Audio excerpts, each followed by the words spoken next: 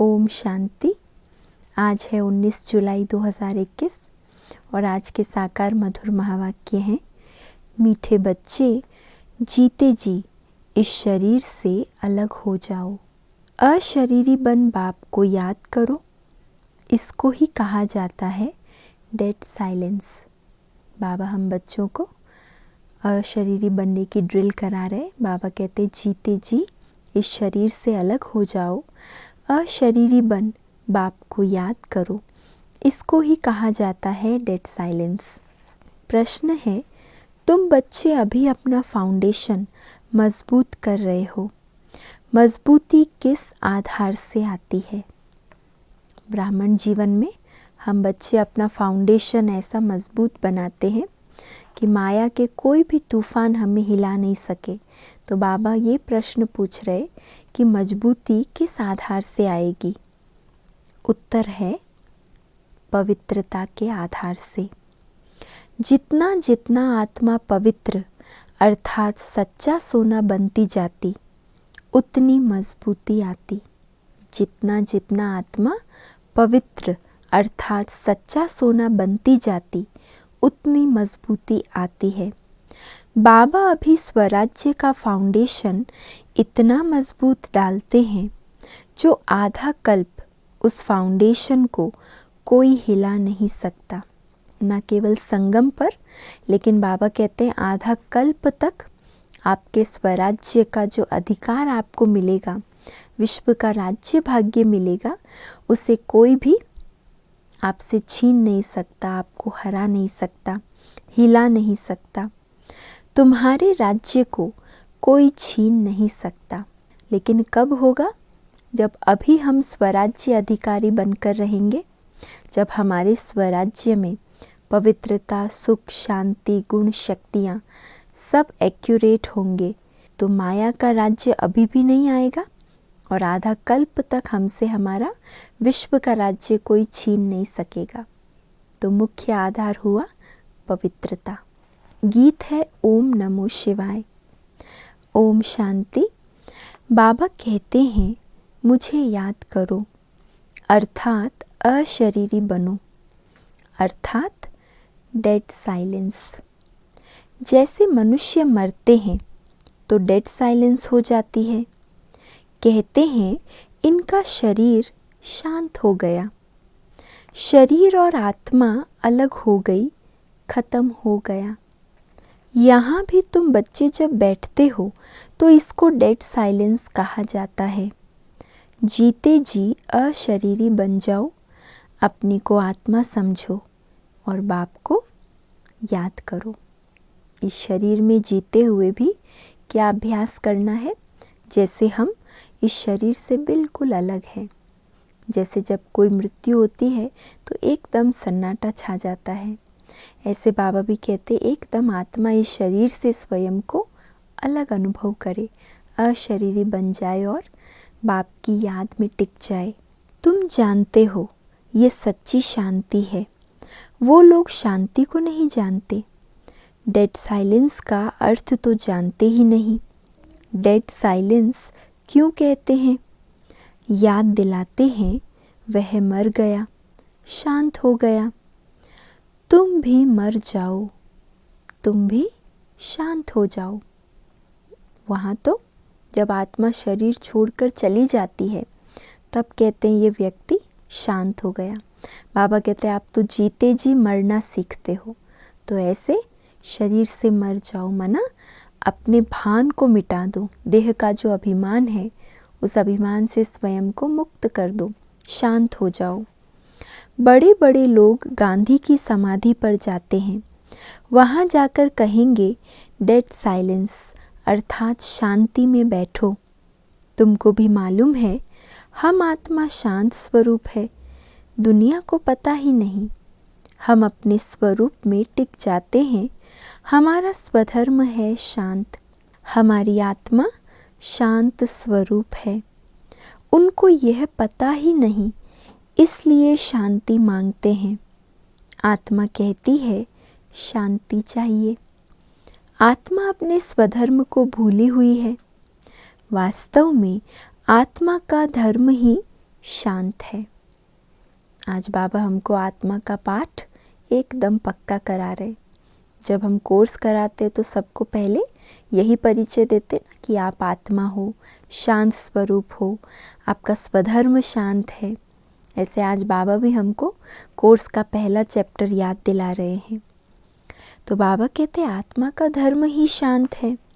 फिर आत्मा क्यों कहती है अशांति है? अशरीरी होकर बैठ जाओ।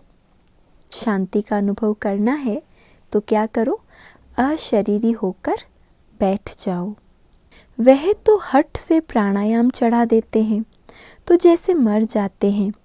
उसको कहा जाता है आर्टिफिशियल शांति। तुम बच्चों को तो पता है हमारा स्वधर्म शांत है। तुम आत्मा स्वराज्य ले रही हो। आत्मा ही सब कुछ बनती है। आत्मा बैरिस्टर बनती है। आत्मा कहती है हमको राज्य चाहिए। आगे भी राज्य लिया था बाप से, अब फिर लेने आए हैं। मनुष्य देह अभिमान में है तो दुख में है। दुख का अनुभव देह अभिमान के कारण होता है। लेकिन आज मानव ये नहीं जानता कि मेरा देह अभिमान ही मुझे दुखी कर रहा है। अपने दुख का कारण या तो परिस्थितियों को या व्यक्तियों को देते रहते हैं, उन पर दोष रखते हैं। लेकिन बाबा कहते हैं अगर ये पता चल जाए कि मैं आत्मा ही शांत स्वरूप, प्रेम स्वरूप, सुख स्वरूप हूँ, तो किसी भी प्रकार की दुख की परिस्थिति या व्यक्तियों द्वारा दिए गए दुख का प्रभाव हम पर नहीं पड़ेगा, क्योंकि हम अपने स्वरूप में टिके रहेंगे। बाबा कहते मनुष्य देह अभिमान में है तो दुख में है। अभी तुम समझते हो कि हम आत्मा हैं। अपने परम पिता परमात्मा से स्वराज्य लेने आए हैं। तुम आत्मा को राजा ही चाहिए। इस समय आत्मा स्वराज्य मांगती है बेहद के बाप से। श्री कृष्ण को तो स्वराज्य था, फिर गुम हो गया। अब बाप आकर तुम आत्माओं को राज्य देते हैं। इसको राजयोग कहा जाता है। परम पिता परमात्मा राजयोग सिखलाते हैं। मनुष्य देह अभिमानी होने के कारण कहते हैं मैं फलाना हूँ, मैं देह को ही समझ लेते हैं, है ना। किसी को भी ये पता नहीं है कि ये जो मैं ऐसा हूँ, मैं ये करता हूँ, ये जो मैं शब्द कह रहा है ये किसके लिए मुख से निकल रहा है? शरीर के लिए नहीं, लेकिन मैं आत्मा हूँ ये किसी को मालूम नहीं है। हम जो मैं शब्द कह रहे हैं ये आत्मा के लिए कह रहे हैं। तो बाबा कहते मैं को देह समझ लेते हैं।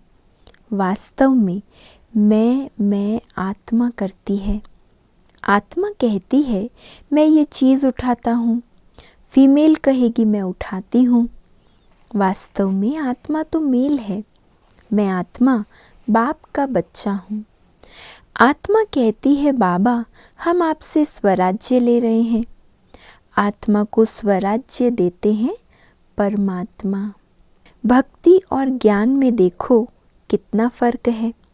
शिव का मंदिर भी होता है, सबसे जास्ती घंटे भी शिव के मंदिर में बजते हैं, है ना। शिव के मंदिर में ज़ोर ज़ोर से घंटे बजाते हैं, उनको जगाते हैं। अब सोचो जो स्वयं सबको जगाने वाला है, जो सदा जागती ज्योत है, मनुष्य उनके ही मंदिर में जाकर ज़ोर ज़ोर से घंटे बजाकर ये समझते हैं कि हम शिव को जगा रहे हैं। बाबा कहते हैं जगाते तो सबको हैं।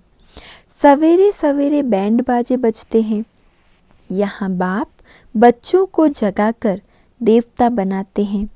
घंटे आदि बजाने की कोई बात नहीं। बाप कहते हैं तुमको स्वराज्य चाहिए तो पहले पवित्र बनो।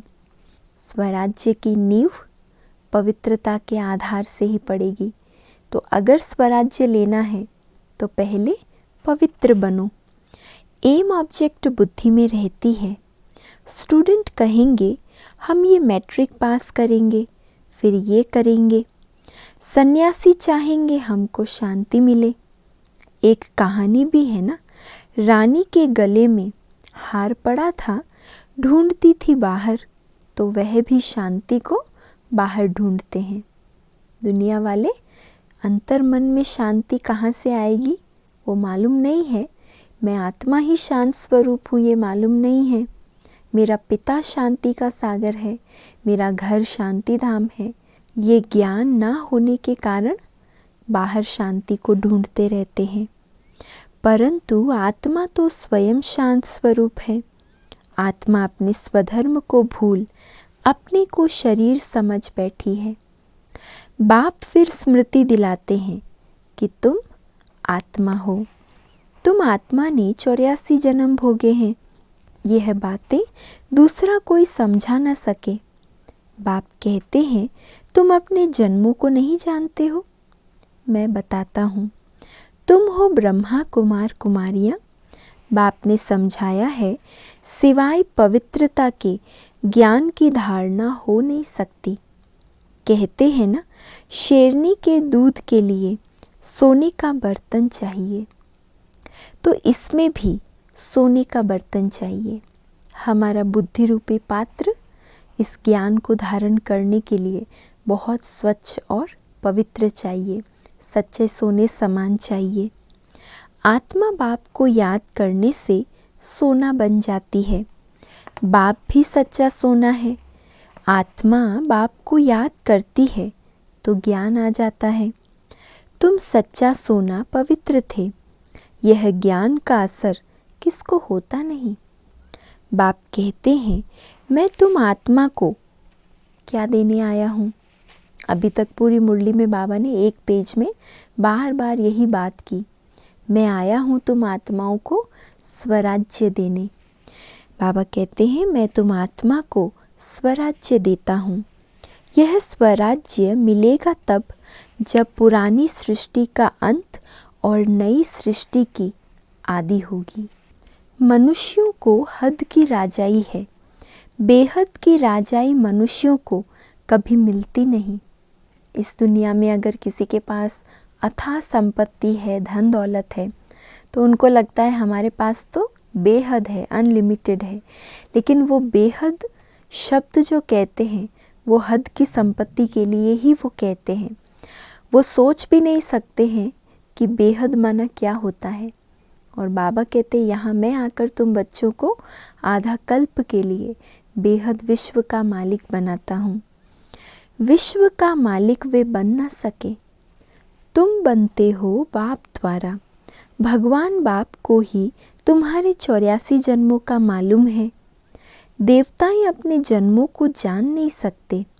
अगर जान जाएं तो दुखी हो जाएं। अगर उन्हें याद आ जाए कि हमारा ये राज्य भाग्य सब समाप्त हो जाएगा, ख़त्म हो जाएगा, हम साधारण मनुष्य रूप में फिर से जन्म लेंगे, देवताई सुख खत्म हो जाएंगे, हमारी पवित्रता, सुख, शांति सब बदल जाएगी। अगर ये पता चल जाए तो दुखी हो जाए। क्या सीढ़ी उतरते जाएंगे? राजाई का सुख ही गुम हो जाए। यहाँ तुमको पता है, जानते हैं कि हम आत्मा हैं, इसमें संशय की बात नहीं। एक दो से सुनकर वृद्धि होती जाती है। यह दैवी धर्म का झाड़ स्थापन हो रहा है। तुम समझ सकते हो, ये हमारे ब्राह्मण कुल का आया हुआ है। इसने पूरी भक्ति की है, फिर बाप से वर्षा लेने आया है। ज्ञान पूरा होता है, फिर भक्ति शुरू होती है। ये किसको पता ही नहीं है। मकान भी नया और पुराना होता है ना। कच्चे मकानों की आयु ज़रूर कम होगी। आजकल मकान बहुत पक्के बनाते हैं। भल अर्थक्वेक आदि हो तो भी मकान गिरे नहीं, नुकसान ना हो, बहुत मजबूत बनाते हैं। फाउंडेशन जास्ती पक्का बनाते हैं। अब फाउंडेशन पड़ रहा है स्वराज्य का। आत्मा को 21 जन्म के लिए राज्य मिलता है। यहाँ की राजाई तो कुछ है नहीं।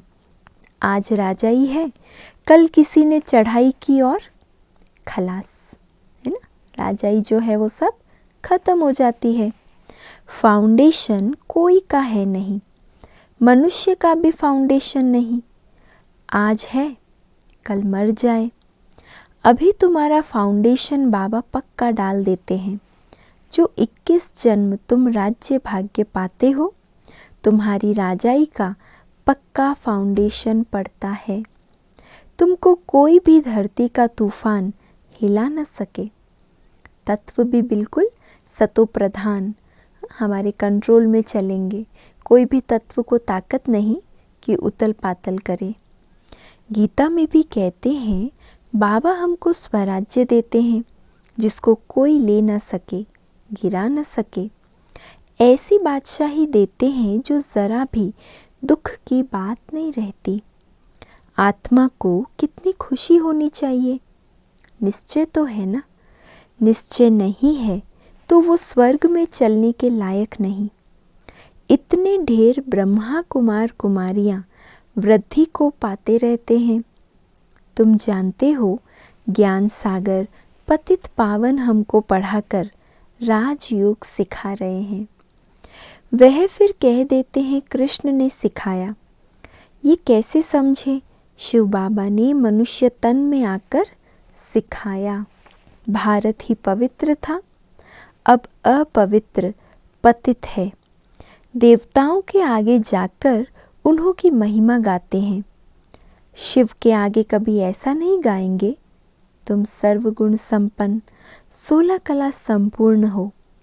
शिव की महिमा अलग है। वह ज्ञान का सागर पतित पावन, सर्व का सद्गति करने वाला, सर्व की झोली भरने वाला भोलानाथ है। कितनी सुंदर महिमा सुनी। ज्ञान का सागर पतित पावन, सर्व का सद्गति करने वाला, सर्व की झोली भरने वाला भोलानाथ है। ऐसे बाप को सब भूले हुए हैं। परम पिता परमात्मा को बुलाते हैं कि आकर दुख हरो, सुख दो। सुख करता दुख करता तो एक ही है। उनकी ही श्रेष्ठ मत है। वह है श्री श्री भगवान की मत, जिससे तुम बच्चे भी श्रेष्ठ बनते हो। गवर्नमेंट भी कहती है कि भ्रष्टाचारी दुनिया है। अब श्रेष्ठ कौन बनाए पता ही नहीं पड़ता है। बहुत प्रयास करते रहते हैं लेकिन कौन श्रेष्ठ बना सकता है पता नहीं पड़ता। समझते हैं साधु लोग बनाएंगे, परंतु वह तो श्रेष्ठ बना नहीं सकते। ये तो बाप का ही काम है ना। पहले एक राजा के हुक्म पर चलते थे। सतयुग में तुमको वजीर आदि कोई भी नहीं है। बादशाह में भी ताकत रहती है। वजीर का नाम गाया ही नहीं जाता। तुम समझते हो हमने विश्व का मालिक बन राज्य चलाया था। ऐसे ही जाकर चलाना है जैसे चलाया था। बरोबर सतयुग में लक्ष्मी नारायण का राज्य था ना। हर एक को अपनी अपनी राजधानी मिलेगी। कृष्ण को अपनी राजधानी होगी। दूसरे भी राजाएं होते हैं ना। कम से कम 8 तो है ना। फिर 8 है या 108 है, आगे चल पता पड़ जाएगा। ऐसे नहीं कि जो पिछाड़ी में ज्ञान देना है वो अभी देंगे। स्कूल में बच्चा ये थोड़ी टीचर से कहता है आपने मुझे पहले से क्यों नहीं पढ़ाया। जो सब्जेक्ट जिस समय पढ़ाने का है, जितनी बच्चों में समझने की बुद्धि है, टीचर उसी अनुसार पढ़ाता है ना। तो वो तो सुप्रीम टीचर है शिव बाबा। उसको भी पता है जो जिएंगे बाप ज्ञान देते रहेंगे, देना ही है। ड्रामा में नूंद है, परमात्मा का अभी पार्ट है। यह ज्ञान देने का पार्ट अभी नूंदा हुआ है। बाप कहते हैं आगे चल तुम बहुत समझने वाले हो। दिन प्रतिदिन समझाते रहते हैं। ये भी पता चले कि हम वहाँ राजधानी कैसे करते हैं, स्वयंवर कैसे होता है। तुम ध्यान में जाते हो, वैकुंठ में जाकर देखते भी हो कैसे वहाँ सोने के महल हैं, सोना ही सोना है। अपने को पारसपुरी में देखते हो, सोने की ईंटों के मकान बन रहे हैं। समझते हैं थोड़ी ईंटें ले जाएंगे। फिर उतरते हो तो अपने को यहाँ देखते हो। मीरा भी ध्यान में अपने को रास करते कृष्ण के साथ देखती थी। तुम सूक्ष्म वतन में जाते हो, वहाँ हड्डी मांस नहीं होता, फरिश्ते बन जाते हैं। ब्रह्मा का भी सूक्ष्म शरीर देखने में आता है, यही फरिश्ता बन जाते हैं। तुम बगीचा आदि देखते हो, ये बाप साक्षात्कार कराते हैं। तुम कहते हो बाबा हमको सूबी रस पिलाते हैं। अब सूक्ष्म वतन में तो पिला न सके, लेकिन अनुभव ऐसा करते हैं जैसे हम सूबी रस बाबा से पी कर आए हैं। तो बाबा बच्चों को अलग अलग प्रकार के वैरायटी अनुभव कराते हैं। फल फूल वैकुंठ में बड़े फर्स्ट क्लास होते हैं, सूक्ष्म वतन में तो बगीचा नहीं होगा। तुम बताते हो कि बगीचे में गए, फिर वहाँ प्रिंस था, वह तो वैकुंठ हो गया ना। वैकुंठ के वैभव यहाँ मिल न सके, यहाँ तो फर्स्ट क्लास वैभव होते हैं। बाप कहते हैं हम तुमको वैकुंठ का मालिक बनाते हैं, यहाँ तो दुख ही दुख है। कोई ऐसा मनुष्य नहीं जो ऐसा ना कहे कि हे भगवान दुख से छुड़ाओ। दुख में ही याद करते हैं, इसीलिए कहावत है ना, दुख में सिमरन सब करे, सुख में करे न कोई। सुख में जो सिमरन करे तो दुख काहे को होए। तो बाबा कहते जब दुख आता है तो सब याद करते हैं। कृष्ण के पुजारी कहेंगे कृष्ण कहो, हनुमान के पुजारी हनुमान की जय बोलेंगे। यहाँ बाप कहते हैं निरंतर मुझ बाप को याद करो, ऐसा याद करो जो अंतकाल कोई की स्मृति न आए। काशी कलवट खाते थे, उसमें किए हुए पापों की ऐसी महसूसता आती है जैसे जन्म जन्मांतर की सजाएं भोगते हैं। बहुत पाप किए हैं, इसको कहा ही जाता है पाप आत्माओं की दुनिया। आत्मा पापी है, आत्मा ही बाप को बुलाती है, हे परम पिता परमात्मा, हे परम धाम के रहने वाले शिव बाबा। उनका असली नाम तो एक ही है, वह है आत्माओं का बाप। रुद्र के साथ सालिग्राम शब्द शोभता नहीं है, शिव और सालिग्राम शोभता है। शिव का मिट्टी का लिंग बनाते हैं तो सालिग्राम भी बनाते हैं। पतित पावन तो वही है ना। यहाँ यज्ञ भी रचते हैं। भारत सबसे ऊंच है, परंतु देवता धर्म को भूल गए हैं। तुम्हारा आदि सनातन देवी देवता धर्म है, वह तो चला आना चाहिए। हिंदू कोई धर्म थोड़े ही है। देवता धर्म वाले ही सतो रजो तमो में आते हैं। जब तमो में आ जाते हैं तो अपने को देवता कह नहीं सकते। वास्तव में हिंदू तो धर्म है नहीं, तो समझाया जाता है कि तुम देवी देवता बन सकते हो, आकर समझो। जो अपने को हिंदू धर्म के कहलाते हैं, बाबा कहते हैं उनको समझाओ कि वास्तव में हिंदू कोई धर्म नहीं है, असुल तो देवी देवता धर्म था। अब फिर से देवता बनना है तो आकर ये ज्ञान समझो। तो कह देते फुर्सत कहाँ है, ऐसा जवाब देते हैं। बाप कहते हैं हम तुमको अपना बनाते हैं, शांति और सुख का वर्षा देने लिए। कोई परिवार आपस में इकट्ठे रहते हैं, बहुत प्यार से चलते हैं, सबकी कमाई इकट्ठी होती है, कोई हंगामा नहीं रहता है। परंतु इनको स्वर्ग तो नहीं कहेंगे ना, क्योंकि मान लो परिवार का बहुत सुख है, संबंधों का सुख है, धन का सुख है, लेकिन तन का रोग मिलता रहता है, तन को बीमारियां होती रहती है, तो उसको स्वर्ग तो नहीं कहेंगे ना। स्वर्ग वो जहाँ तन मन धन जन किसी प्रकार का दुख ना हो। सतयुग में एक भी घर में बीमार दुखी होते नहीं। नाम ही है स्वर्ग, वहाँ सब सुखी रहते हैं।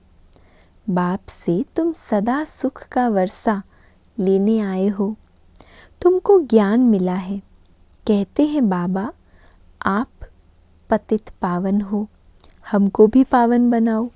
बाबा के साथ तुम बच्चे भी खुदाई खिदमतगार हो। बाबा स्वर्ग स्थापना में हम बच्चों का भी अंगुली सहयोग लेते हैं, तो हम सब कौन हो गए? खुदाई खिदमतगार। अच्छा, मीठे मीठे सिकिलधे बच्चों प्रति माता पिता बाप दादा का याद प्यार और गुड मॉर्निंग। रूहानी बाप की रूहानी बच्चों को नमस्ते और हम सब बच्चों की रूहानी माता पिता बाप दादा को याद प्यार, गुड मॉर्निंग और नमस्ते। तो आज की पूरी मुरली विशेष जो आत्मा का पहला पाठ है उस पर बाबा ने चलाई। बार बार बाबा ने यही कहा कि जीते जी शरीर से अपने को अलग आत्मा समझो, अशरीरी होने का अभ्यास करो, तब स्वराज्य के मालिक बन सकेंगे। दूसरा विशेष बाबा ने पवित्रता का फाउंडेशन पक्का करने की ओर इशारा कहा। और तीसरा बाबा ने कहा कि अब सतयुग में चलना है, देवी देवता बनना है, तो अपने इस स्वधर्म में टिके रहो कि मैं देवकुल की आत्मा हूँ, मैं शांत स्वरूप हूँ, प्रेम स्वरूप हूँ, है ना। रानी का एग्जाम्पल बाबा ने दिया कि गले में हार है और बाहर ढूंढती थी।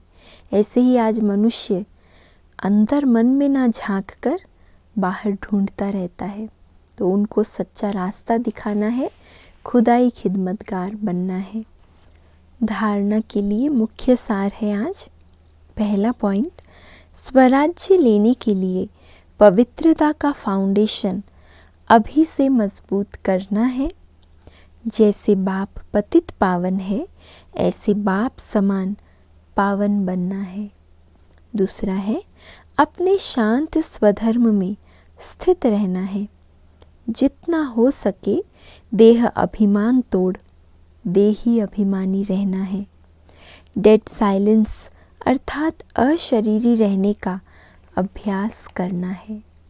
आज का वरदान है, अपने अनादि आदि स्वरूप की स्मृति से निर्बंधन बनने और बनाने वाले मर जीवा भव।